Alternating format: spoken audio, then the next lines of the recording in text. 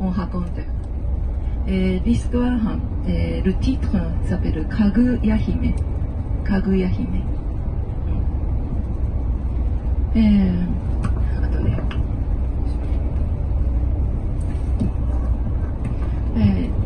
Kaguya Hime. Il était une fois un homme okina que tout le monde appelait le vieux coupeur de bambou. Il était renommé dans toute la contrée pour la qualité de son bambou. Un jour, quand Okina était dans la bambouserie comme d'habitude, une tige de bambou qui brillait d'un éclat irréel attira son regard. Il n'avait jamais rien vu de tel.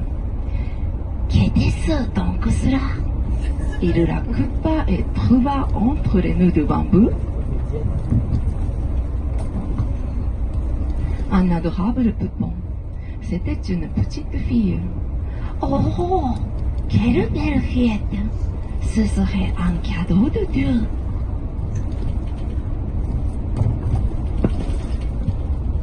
Comme le vieux coupeur et sa femme n'avaient pas d'enfants, ils étaient très contents. Ils appelèrent la petite Kaguya Hime, la princesse lune, car son regard était délicat et avait une couleur laiteuse. Cela la rappelait la lune. Ils l'élevèrent précieusement. Après l'arrivée de la princesse Kaguya Hime, chaque fois que le vieux coupeur allait à la bambouserie, il trouvait un bambou contenant un morceau d'or entre les nœuds. Il devint de plus en plus riche. Kaguya Hime grandit très rapidement et devint une belle fille. C'est pourquoi on en parlait d'un bambou à l'autre du pays.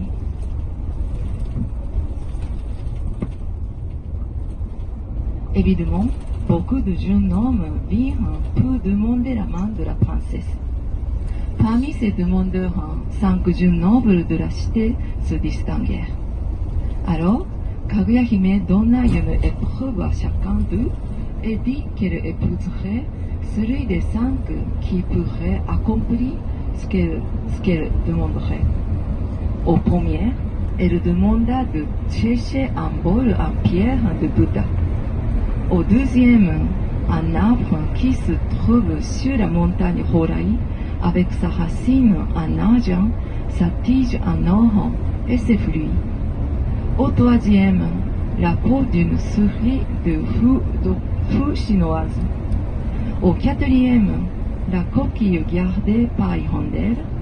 Au dernier, une perle d'un coup de dragon qui brille en 5 couleurs. Les 5 jeunes gens s'en allèrent chercher les objets, mais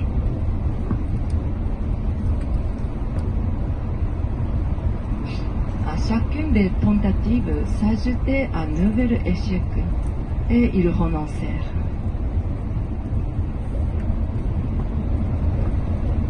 L'automne arriva.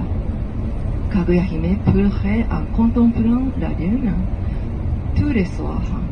Elle devint très mélancolique.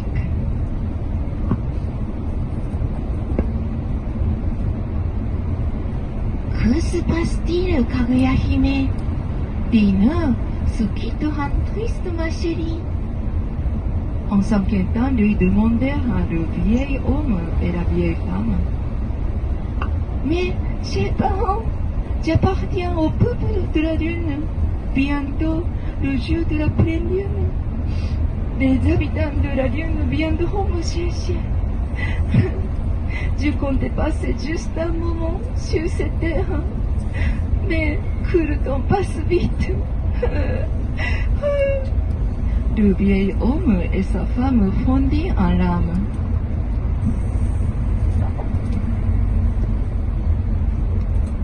Et ils prièrent l'empereur d'envoyer ses gardes pour la protéger. Finalement, quand la lune fut pleine,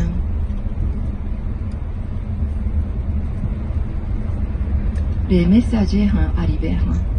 Les gardes tentaient bien de s'interposer, mais la lune était si brillante que personne ne put garder les yeux ouverts.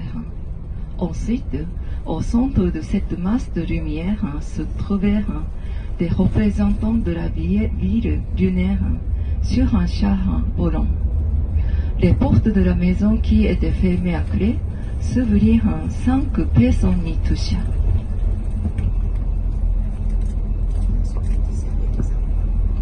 C'est le moment de partir. Kaguya Hime dit à ses parents sur terre.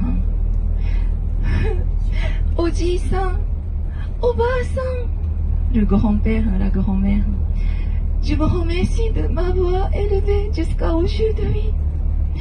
Soyez toujours en bonne santé.